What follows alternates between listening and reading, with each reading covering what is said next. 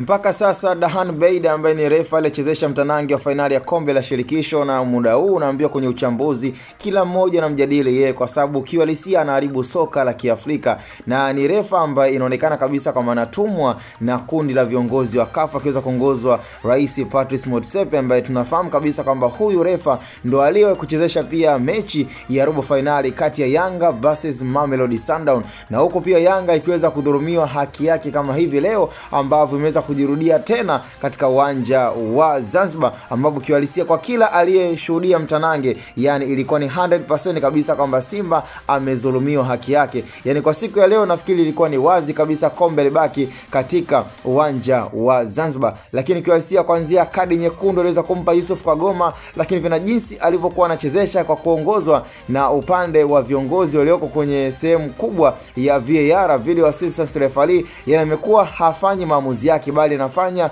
maamuzi kutokana pia na maongezi aliyokuwa anafanya baina yeye pamoja na vyumba vya VAR. Sasa kiuhalisia katika kila uchambuzi, yani kwa matukio yote yaliweza kutokea katika siku ya leo, nafikiri ikumbuke kabisa huyu mwamba kiuhalisia amekuwa na rekodi mbaya kabisa na timu za Tanzania, na hii imeweza kujirudia tena katika upande wa Simba Sport Club kwenye michuano ambayo ni ya kombe la shirikisho kwenye finali hii. Nafikiri ni refa ambaye itosha kusema